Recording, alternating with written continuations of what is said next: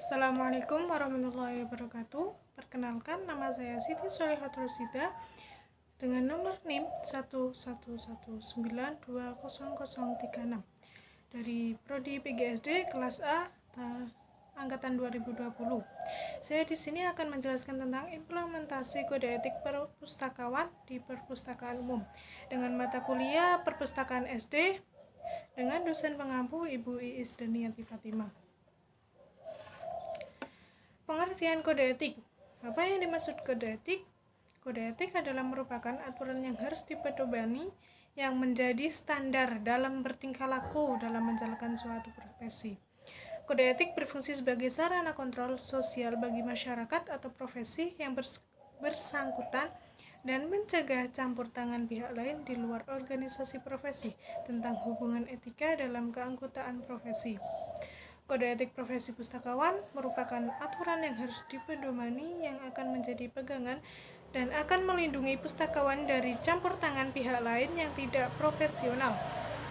Yang terakhir, alasan pentingnya diterapkan kode etik profesi pustakawan adalah agar pustakawan bekerja sesuai dengan standar yang telah ditentukan. Tidak akan ada lagi pelanggaran yang terjadi di perpustakaan dan semua kegiatan akan berjalan dengan lancar. Yang kedua, sejarah kode etik pustakawan. Kode etik memiliki sejarah panjang dalam pembentukan, pengembangan, dan sosialisasinya. Kode etik pustakawan pertama kali muncul di negara barat dalam sebuah paper di Pratt Institute Library School tahun 1903. Kode etik pustakawan di Indonesia lahir pada tahun 1993 setelah melalui berbagai perkembangan selama 20 tahun melalui kongres yang diadakan di berbagai kota.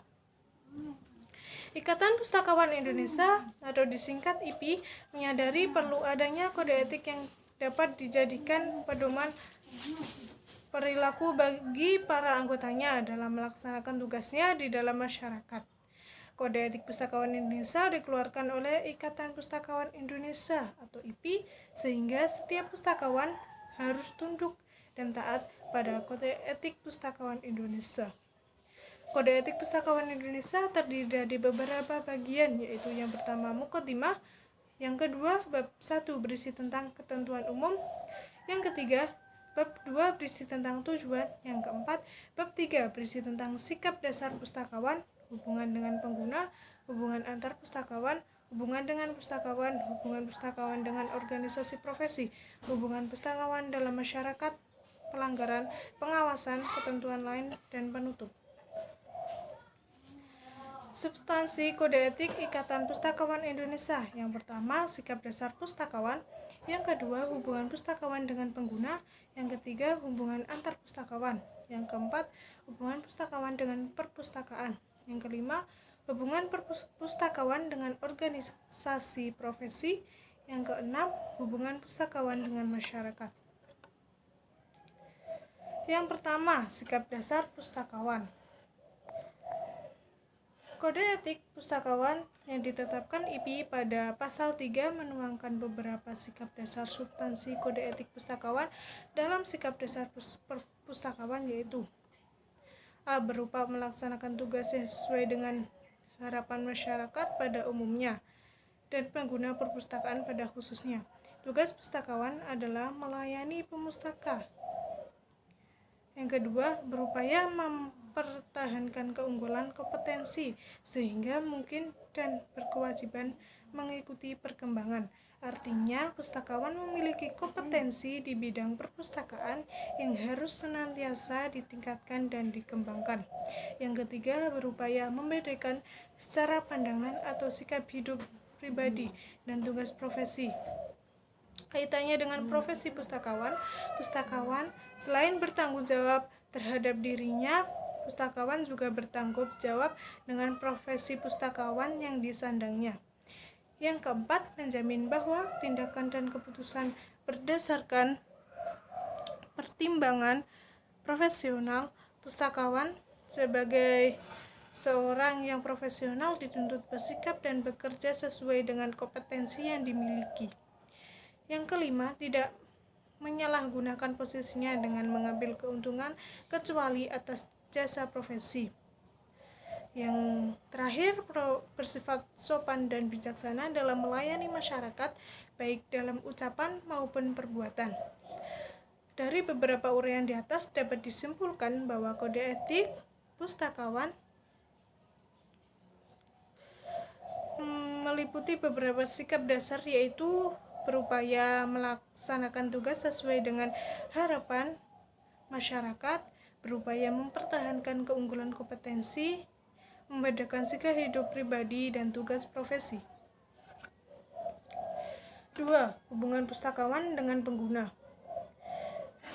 Kepentingan utama pustakawan adalah pengguna. Kewajiban pustakawan kepada masyarakat, kecuali dalam kode etik pustakawan dikeluarkan IP, menjabarkan hubungan dengan pengguna, meliputi yang pertama, yaitu menjunjung tinggi hak perorangan atas informasi.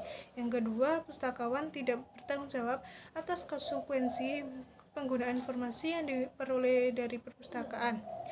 Yang ketiga, pustakawan berkewajiban melindungi hak privasi pengguna dan kerahasiaan menyangkut informasi yang dicari. Melindungi hak privasi dan kerahasiaan yang disebut di sini bermakna bahwa pemustaka memiliki hak.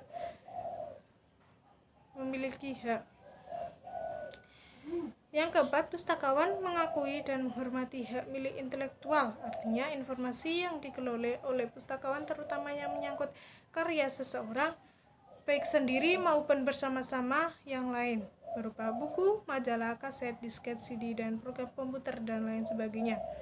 Dari uraian di atas dapat dikemukakan bahwa kode etik pustakawan mengatur hubungan pustakawan dengan pengguna, yaitu pustakawan menjunjung tinggi hak pengguna atas informasi. Pustakawan tidak bertanggung jawab atas konsekuensi pengguna atas informasi yang diperoleh dari perpustakaan.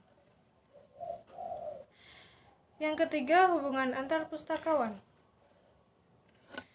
Pada pasal 5 Kode Etik Pustakawan dicantumkan mengenai hubungan antar pustakawan. Menurut Suwarno, mengemukakan hubungan antar pustakawan sebagai berikut. Pustakawan berusaha mencapai keunggulan dalam profesinya dengan cara memelihara dan mengembangkan pengetahuan keterampilan pustakawan, berusaha berbagi ilmu, pengetahuan, dan pengalaman untuk berusaha mengembangkan pengetahuan dan keterampilan yang telah dimilikinya. Yang kedua, pustakawan bekerja sama dengan pustakawan lain dalam upaya mengembangkan kompetensi profesional pustakawan, baik sebagai perorangan maupun sebagai kelompok. Yang ketiga, pustakawan memelihara dan memupuk hubungan kerjasama yang baik antar sesama rekan. Sikap yang harus ditumbuhkan adalah sikap yang ingin bekerja sama, saling menghargai, saling pengertian, rasa persaudaraan, dan tanggung jawab, sehingga tumbuh rasa senasib dan sepenanggungan.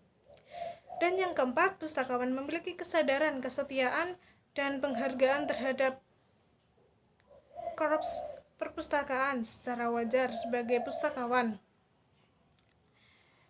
Dari kesimpulan di atas dapat diketahui bahwa kode etik pustakawan mengatur hubungan antar pustakawan, yaitu pustakawan berusaha mencapai keunggulan profesinya, pustakawan bekerja sama dengan pustakawan lain.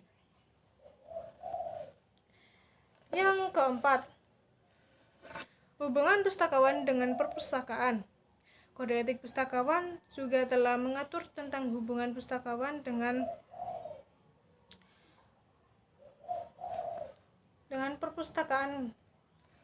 Kewajiban ini terdapat dalam pasal 6, ada 3 kewajiban yang harus dilakukan pustakawan. Menurut Suwarno, menjelaskan hubungan pustakawan dengan perpustakaan sebagai berikut. Pustakawan ikut aktif dalam perumusan kebijakan menyangkut kegiatan jasa pustakawan. Maju tidaknya perpustakaan tergantung kepada kompetensi pustakawan dalam bekerja dan merealisasikan program-programnya. Yang kedua, pustakawan bertanggung jawab terhadap pengembangan perpustakaan.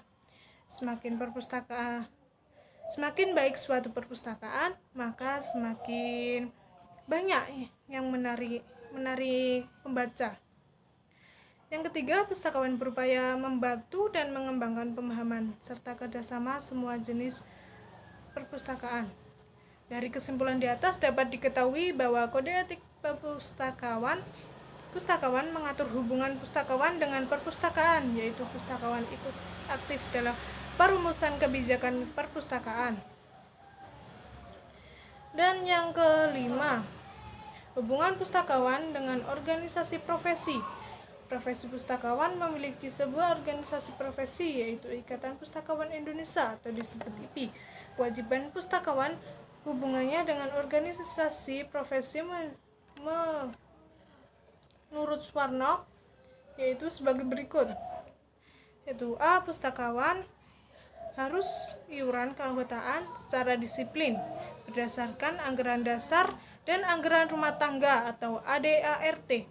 Ikatan Pustakawan Indonesia telah mengatur mengenai iuran yang harus diberikan pustakawan kepada organisasi profesi atau disebut IPI. Yang kedua, mengikuti kegiatan organisasi sesuai kemampuan dengan penuh rasa tanggung jawab. IPI merupakan organisasi yang menjadi penggerak kegiatan pustakawan di Indonesia. Sebagai organisasi, IPI mempunyai program kegiatan yang melibatkan anggotanya. Yang ketiga, mengutamakan kepentingan organisasi di atas kepentingan pribadi. Konsekuensinya, ketika pustakawan telah bergabung dengan organisasi, ia dituntut untuk mengutamakan kepentingan organisasi di atas kepentingan pribadinya. Dari kesimpulan di atas dapat diketahui bahwa kode etik pustakawan mengatur hubungan pustakawan dengan organisasi profesi, yaitu pustakawan membayar iuran keanggotaan secara disiplin, mengikuti kegiatan organisasi, dan mengutamakan kepentingan organisasi di atas kepentingan pribadi. Dan yang keenam, hubungan pustakawan dengan masyarakat. Hubungan antar pustakawan dengan masyarakat telah diatur dalam kode etik pada pasal 8. Kewajiban pustakawan hubungan dengan masyarakat mencakup beberapa hal, yaitu menjalankan hubungan pustakawan dengan masyarakat yaitu sebagai berikut. A. Pustakawan bekerja sama dengan anggota komunitas dan organisasi yang sesuai berupaya meningkatkan harkat dan martabat serta komunitas yang dilayaninya. B. Pustakawan berupaya memberikan sumbangan dalam pengembangan kebudayaan di masyarakat. Pustakawan yang hidup di dalam dapat dikatakan menjadi bagian dari budaya tersebut. Dari kesimpulan di atas dapat disimpulkan bahwa pustakawan mengatur hubungan pustakawan dengan masyarakat, yaitu pustakawan bekerja sama dengan anggota komunitas organisasi yang sesuai dengan pustakawan, berupaya memberikan sumbangan dalam pengembangan kebudayaan masyarakat. Yang terakhir yaitu kesimpulan. Yang pertama, mencapai keunggulan pustakawan mengikuti kegiatan pada bidang perpustakaan. Pustakawan juga mempertimbangkan keputusan secara profesional dengan cara memilih kegiatan tentang ilmu perpustakaan. Keuntungan yang dapat diperoleh oleh pustakawan dalam melayani pemustaka berupa kepuasan batin, banyak kenalan, dan motivasi untuk membaca. Yang kedua, pustakawan melayani pemustaka yang datang ke perpustakaan dengan adil, tanpa melibatkan ras, suku, budaya, dan agama. Ketiga, pustakawan mencapai keunggulan dalam profesi dengan cara mengikuti pelatihan ilmu perpustakaan dalam menjalin hubungan yang baik dalam sesama rekan pustakawan. Yang keempat, pustakawan mengikuti pelatihan dan ilmunya dapat dimanfaatkan untuk perkembangan perpustakaannya. Sekian dan terima kasih. Itulah penjelasan dari saya. Jika ada salah kata, mohon dimaafkan. Sekian, wassalamualaikum warahmatullahi wabarakatuh.